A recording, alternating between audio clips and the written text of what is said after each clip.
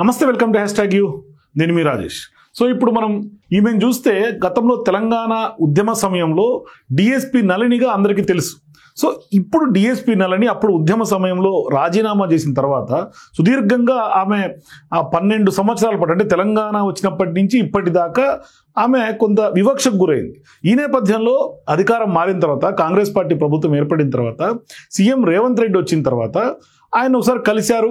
ఆమె ఇప్పుడు ఉద్యోగం చేసే పరిస్థితులు లేదు. మరోవైపు ఆమె కొంత ఆధ్యాత్మిక జీవితం గడుపుతూ ఉన్నారు. సో ఇప్పుడు ఆధ్యాత్మికవేత్తగా ఉన్నటువంటి నేపథ్యంలో ఆమె కొన్ని డిమాండ్స్ ప్రభుత్వం మీద ఉంచారు. అంటే ఆమెకు కొంత ప్రభుత్వ భూమి కేటాయించాలని, ఆమె ఆధ్యాత్మిక మార్గంలో వెళ్లేందుకు కొంత సహకరించాలని ఆమె కోరారు. అయితే ఈ నేపథ్యంలో ఏం జరిగిందో, ఎక్కడ తప్పు జరిగిందో తెలియదు. కానీ ఇటువంటి సందర్భాల్లో ఇప్పుడు ఆమెను ఎవరూ పట్టించుకునే పరిస్థితి లేరు, ఇక నా మరణమే అని ఆమె ఒక సోషల్ మీడియా ద్వారా పోస్ట్ పెట్టడం ఇప్పుడు పెద్ద ఎత్తున తెలంగాణ వ్యాప్తంగా చర్చనీయాంశంగా మారింది. అంటే తెలంగాణలో అనేక మంది ఆత్మ బలిదానాలు చేసుకున్నటువంటి వాళ్ళు ఉన్నారు, ఉద్యమకారులు ఉన్నారు. వాళ్ళందరినీ ఇప్పుడు సీఎం రేవంత్ రెడ్డి గారు అట్లాగే ప్రభుత్వం మారిన తర్వాత పట్టించుకున్నటువంటి నేపథ్యంలో గతంలో తెలంగాణ ప్రభుత్వం, కేసీఆర్ గారి ప్రభుత్వం ఉన్నప్పుడు ఎట్లయితే వివక్షకు గురైందో, మరి వాళ్ళందరినీ కూడా ఇప్పుడు సీఎం రేవంత్ రెడ్డి గారు హక్కును చేర్చుకుంటున్నటువంటి నేపథ్యం ఉంది. అయితే ఇప్పుడు తన విషయంలో ఎందుకు ఎవరు పట్టించుకోవట్లేదు అనే ఆవేదన ఆమె తన పోస్ట్ ద్వారా వ్యక్తం చేస్తూ ఉన్నారు.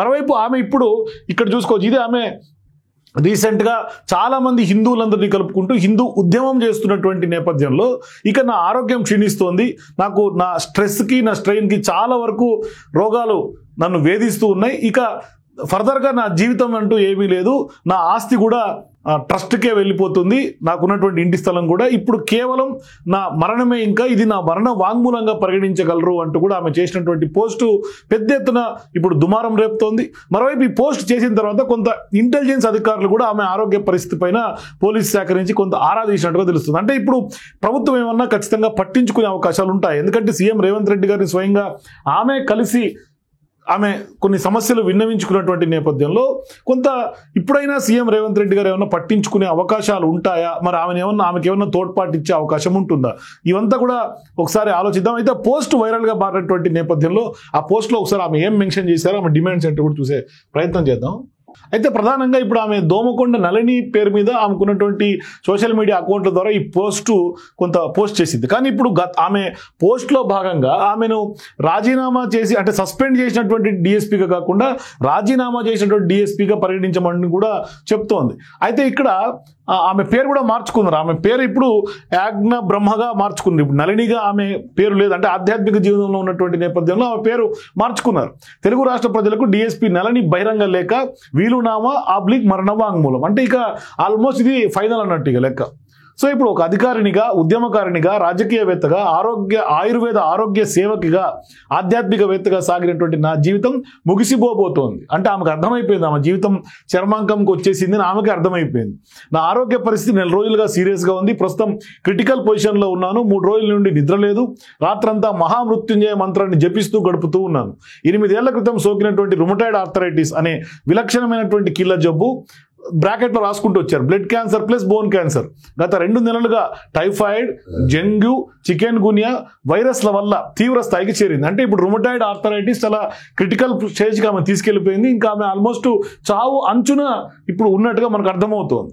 సో ఇటువంటి వ్యవహారం నడుస్తున్నటువంటి క్రమంలో సో కొంత తీవ్ర స్థాయికి చేరింది, కణకణం పేలిపోతున్నట్లుగా, ఏ కీలుకు ఆ కీలు విరిచేసినట్లుగా నొప్పి తట్టుకోలేకపోతున్నాను.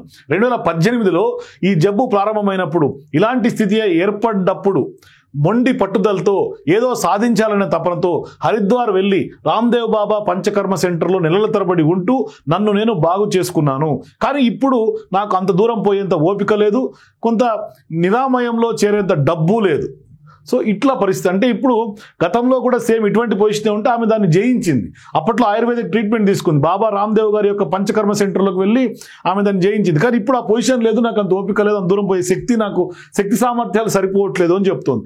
సో ఇప్పుడు 25 ఏళ్ల క్రితమే నా శరీరం నాన్ స్టెరాయిడబుల్ అయింది. అయితే యాంటీ ఇన్ఫ్లమేటరీ డ్రగ్స్కు కొంత సెన్సిటివ్గా మారిపోయింది. నేను ఫార్మసిస్ట్ కూడా కాబట్టి అలోపతి మందులకు ఎన్ని సైడ్ ఎఫెక్ట్స్ ఉంటాయో నాకు బాగా తెలుసు. కనుక 30 ఏళ్ల లోపు ఉండాల్సినటువంటి ఆర్ఏ ఫ్యాక్టర్ అధికంగా 900కు చేరిన స్టెరాయిడ్స్ వాడకుండా ఆయుర్వేదమే వాడుతూ యోగా, ధ్యానం, వైద్యాధ్యయనం యజ్ఞముల ద్వారా మామూలు మనిషిగా అందరి ముందు కనిపించాను. కానీ గత కొన్ని నెలలుగా మళ్ళీ నాలో స్ట్రెస్ పెరుగుతూ వస్తోంది. దాని ప్రభావమే రకరకాల ఆరోగ్య రుగ్మతలు చుట్టుముడుతూ ఉన్నాయి.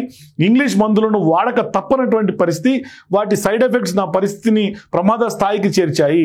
సో ఇక నా గతమంతా వ్యధభరితం. తెలంగాణ ఉద్యమం పోరాటం వల్ల నా నిలువెల్లా గాయాలయ్యాయి. రాజీనామా ద్వారా నాటి ప్రభుత్వ పన్నినటువంటి పద్మవ్యూహంలో నుంచి బయటపడితే డిపార్ట్మెంట్ నా వెన్నులో సస్పెన్షన్ అనే బల్లాన్ని కసితీర దింపింది. సహాయం చేసేవాడు కనిపించక నొప్పిని భరాయిస్తూ 12 ఏళ్ల అజ్ఞాతవాసాన్ని అనుభవించాను.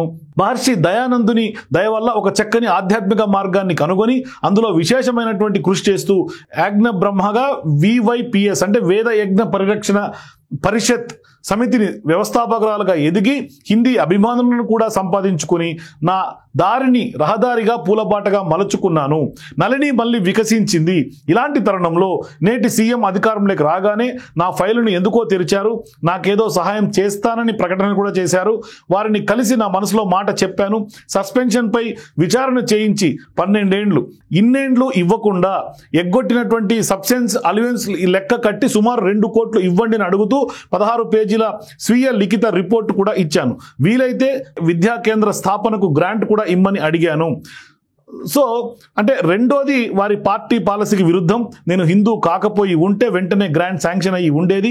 6 నెలల తర్వాత నా పిటిషన్ పొజిషన్ కనుక్కుంటే అది చెత్తబుట్ట పాలైంది అని తెలిసింది. నా ఆఫీసు కాపీని మళ్ళీ స్కాన్ చేసి పంపాను. దానిపై ఇప్పటి వరకు స్పందన లేదు.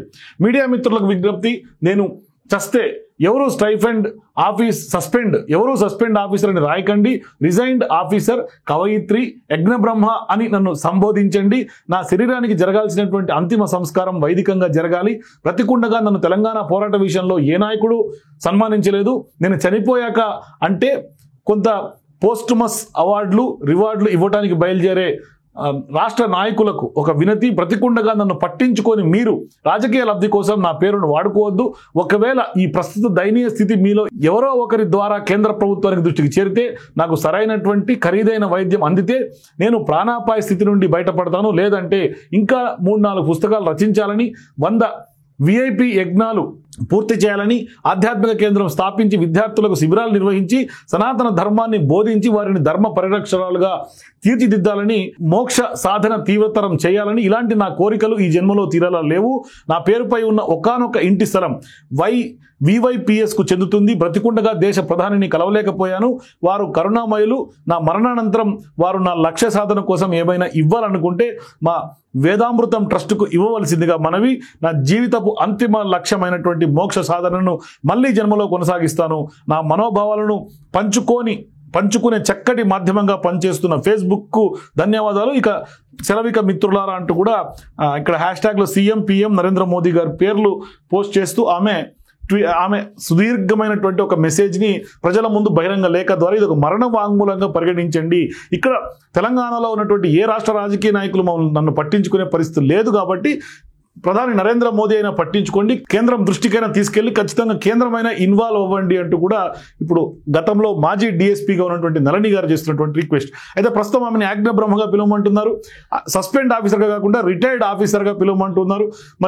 మరి ఈ ప్రభుత్వం ఖచ్చితంగా పట్టించుకునే అవకాశాలు ఎంత మేరకు ఉంటాయి? మరి ఆమె డిమాండ్లో వాస్తవం ఎంత? కనీసం ఆరోగ్యానికైనా ఇప్పుడు సహకరించమని, ట్రీట్మెంట్ కోసమైనా కొంత సహకరించమని ఇవాళ ప్రభుత్వాన్ని కోరుతున్నటువంటి నేపథ్యంలో మరి ప్రభుత్వం ఇప్పటికే ఇంటెలిజెన్స్ అధికారుల ద్వారా ఆరోగ్య పరిస్థితి తెలుసుకుంటున్నటువంటి తరుణంలో ఏం జరగబోతుంది అనేది మాత్రం సస్పెన్స్గా మారింది. సో మీరు కూడా ఇప్పుడు యజ్ఞ బ్రహ్మ విషయంలో ఏం జరగబోతుంది, ఎవరు పట్టించుకునే అవకాశాలు ఉన్నాయి? సో ఇప్పుడు ఆమె పట్టించుకోండి ప్లీజ్ అని ప్రాధాయపడుతున్నటువంటి నేపథ్యంలో నిజంగానే ప్రభుత్వాలు కరుణించే అవకాశాలు ఉంటాయా? మీ అభిప్రాయాలు కింద కామెంట్స్ తెలియజేయండి. For more videos please watch #.